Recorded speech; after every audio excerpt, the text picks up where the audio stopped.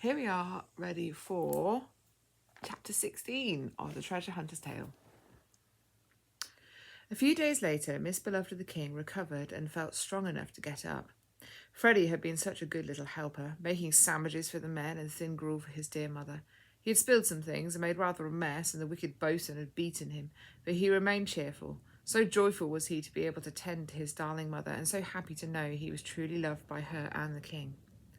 It so happened that day that the men, quite frankly fed up of Freddie's homemade sandwiches, had decided to go ashore and seek heartier fare. So intent were they with thoughts of steak and ale pie and chips and gravy and drink that they hurried off and forgot to lock the galley door. Miss Beloved of the King and Freddie quickly gathered their belongings and made for the stairs.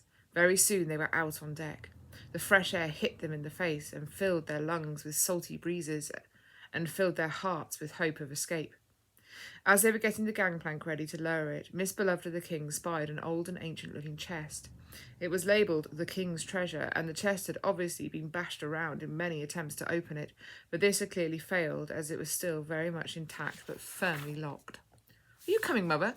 called Freddie, already halfway down the gangplank. "Yes, my dear child," said Miss Beloved of the King. "Let us make haste." And as they ran along the harbour wall, keeping low for fear of being spotted, they prayed breathless prayers of thanks and requests for protection and success for their escape. It wasn't until they were well away from the beach front and in amongst the old houses and shops that they slowed their pace a little. They had no money and no way of getting back to their hometown other than walking, but they had made good their escape, and they were spurred on by the prospect of true freedom. After walking many miles, they came to a crossroads. Now, Miss Beloved of the King had been so scared and faint from being taken all those weeks ago that she had not paid attention to her surroundings as she was hurtled along the road to the boat. So now she had no idea which way to turn. "Let us ask for help," she said, kneeling down at the edge of the road. Freddie came and knelt down beside his mother, and the two of them prayed together.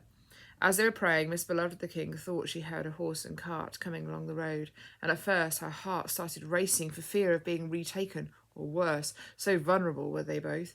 But then, as she looked up, her heart fairly burst with joy and relief. "This is the way, walk ye in it," hailed a cheerful, hearty voice, and there, behind the reins, looking as wonderful and manful and comforting as ever, was her dearest friend, the officer of the King. Miss Beloved of the King, who had been trying to hold herself together for the sake of her son, burst into hysterical sobs. Poor Freddie was quite taken aback, but the officer smiled at him so kindly that he forgot to be scared and simply put his arms around his mother. The officer stopped the horse and climbed down from the cart and put his everlasting arms around them both in the loveliest warming embrace. He wiped the tears from Miss Beloved of the King's eyes and kissed them both tenderly. "Welcome back," he said encouragingly. "And now get into the cart and we will leave this place far behind us."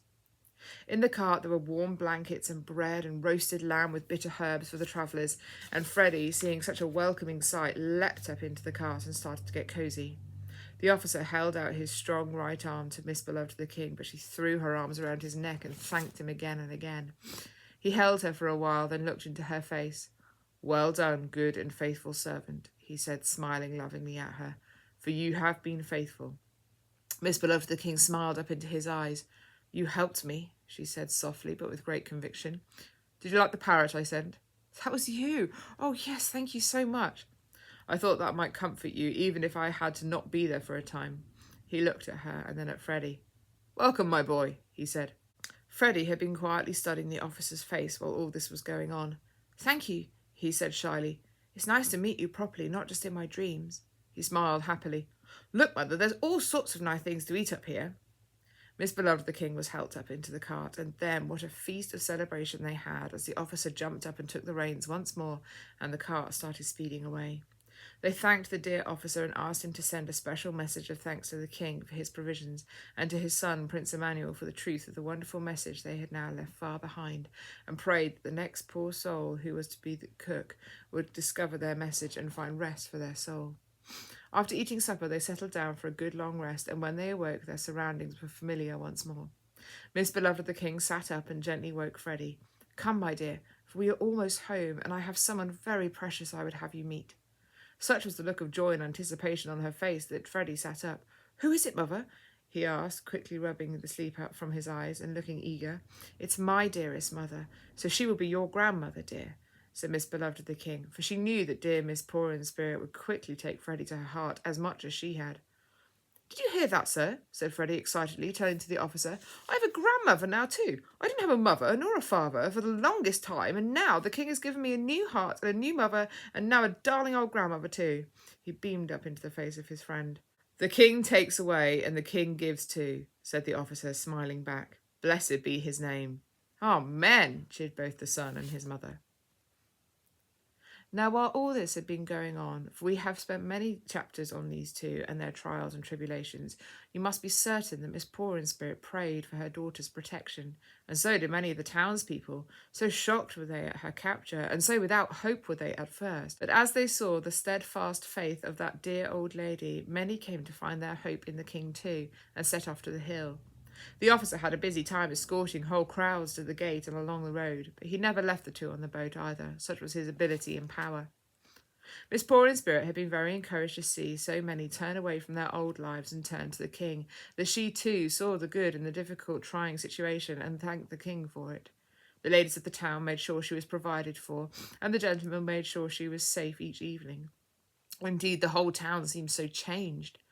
And so it was one morning after breakfast and her special time with the king's word that she heard a cart pulling up to the house and heard a little boy's voice crying out, "Grandmother! Oh, grandmother! Where are you? We are home! We are home!" Miss Poor in Spirit sighed. It couldn't be for her, for she was not a grandmother, and now she had lost her beloved daughter. She was about to weep when she heard something that made her heart leap. "In here, darling." The unmistakable voice of her daughter. Miss Poor in Spirit almost fell over in her haste to get to the door, and before she could open it, it was flung open, and in rushed her beloved one.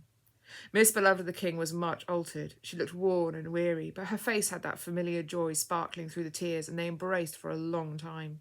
While she had her arms around her daughter, she felt her legs being hugged too, and looked down, and there was a little boy, not more than 7, looking up into her face so longingly that she stooped down and folded him in her arms. "Welcome, child," she said. "Mother, dearest, this is Freddie. He is my adopted son. We met on the boat. Oh, Mother, I have so much to tell you." "Then you are my darling grandson, Freddie," said Miss Poor in Spirit, immediately twining him to her heart. "And you are my darling wrinkly grandmother, who is so pretty and warm," said Freddie happily, and hugged her tight. Miss Beloved of the King smiled at her mother, and she smiled back. "Well, dear, I am very ancient," she smiled joyfully, "and thank you, sir, for bringing my family back to me," she said, nodding to the officer. Oh, what a welcome party there was. Everyone in the town was invited, and it went on for several days, as word spread of the return of the captive all around the county, and so people made the journey into the town to celebrate with the little family.